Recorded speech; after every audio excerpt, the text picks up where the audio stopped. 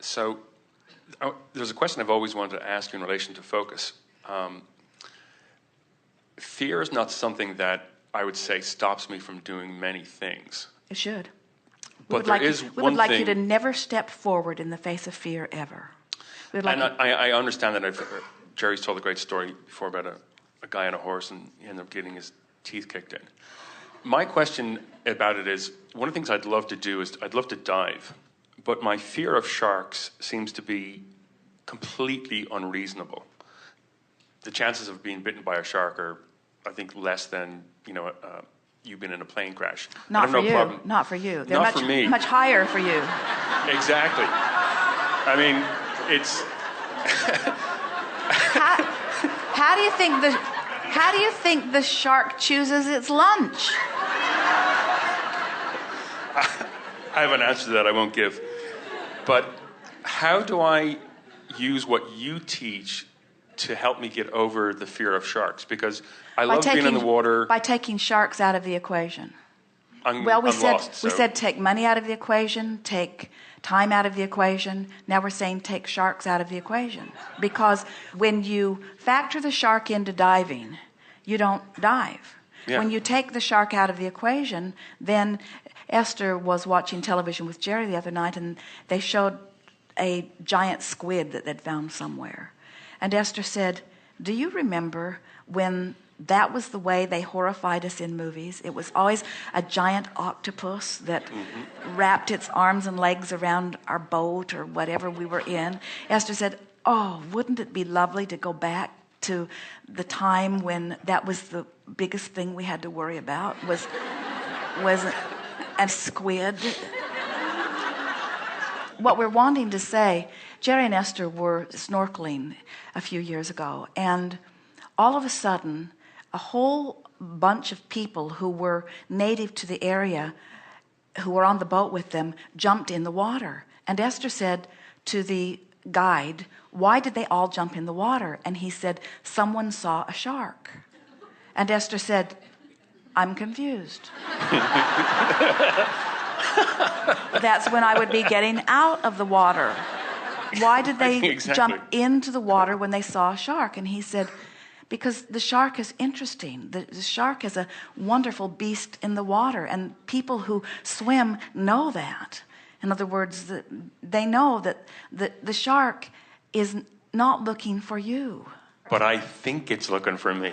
Just like you would be the one that would get the speeding ticket if you were worried about that. You'd be the one that the shark might tease a little bit and chew on maybe a little. But we've been playing with you. But here's what we would do. If we had a passion to do something, but a fear of something involved in it, we would find a way of convincing ourselves that we could have one without the other. So we would do things like we would talk about, well, I will dive in the areas where sharks are very rare. Or I will dive in the areas where people who have seen the sharks understand that they are peaceful. Or I will send others out ahead of me, and if anybody sees a shark, then I will just get out of the water. Or I will always dive. I will go to the Bahamas, or I will go to the Caribbean, or I will go to Hawaii, where the waters are so clear that I can see very far away.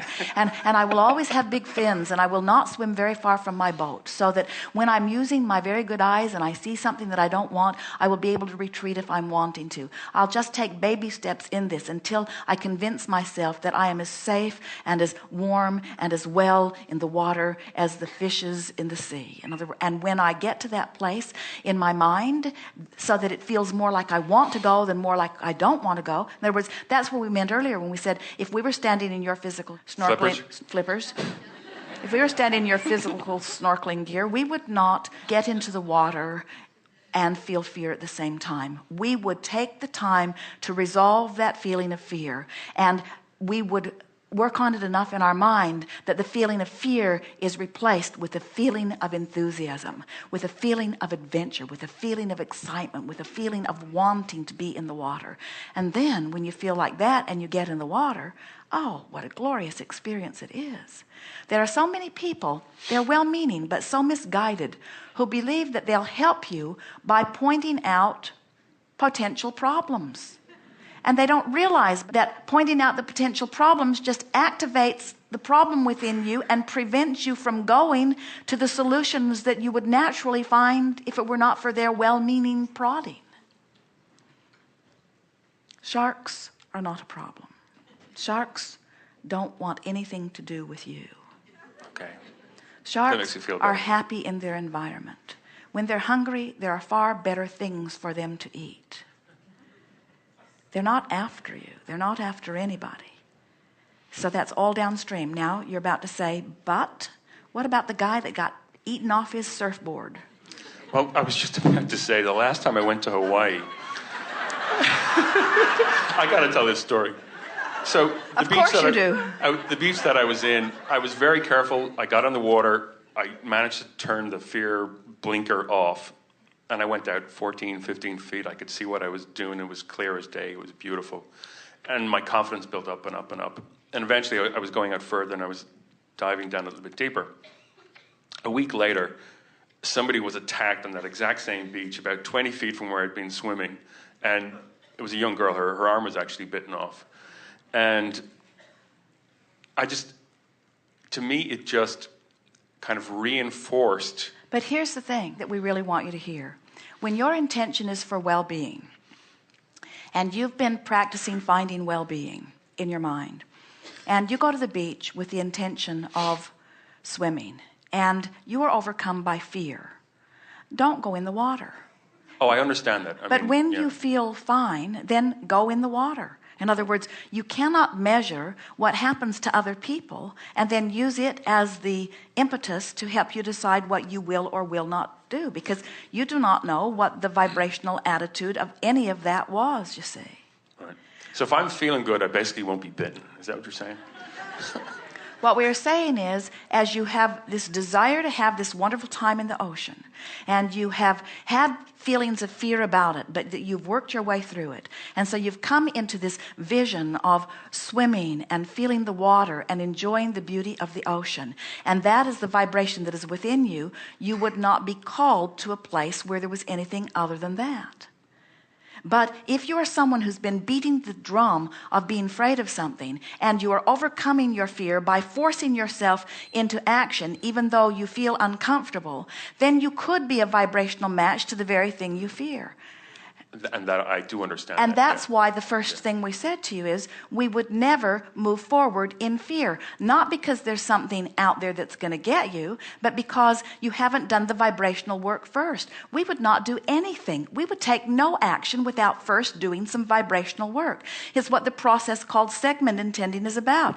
We would not drive across town for dinner without sitting in our car and feeling appreciation for its performance, and appreciation of our clarity and our ability to drive, an appreciation for the other drivers, an appreciation for the roadways. We would get into a mode of appreciation before we drive anywhere, not because we're trying to keep from getting run over by a truck, but because in that appreciation, the best that traffic has to offer us would be ours. And if you do that drive after drive, day after day, before you know it, you're only in alignment with well-being relative to that subject and the next subject and the next subject. In other words, the way you line up with well-being is by practicing the thought and subsequent feeling of well-being. The way you line up with danger and things you don't want is by practicing the thought of it. And that's why bad things happen to little kids, because they're surrounded by people that are pushing against this and pushing against that and afraid of that and saying, watch out for that, activating those fearful things within them. Nothing bad can happen to you when you're feeling good. It is law. But it's your job to feel good, because you can't rid the world of the bad things. They're not going away. First of all, the shark doesn't know it's bad. It's not leaving. Good time for a segment of refreshment. We are complete.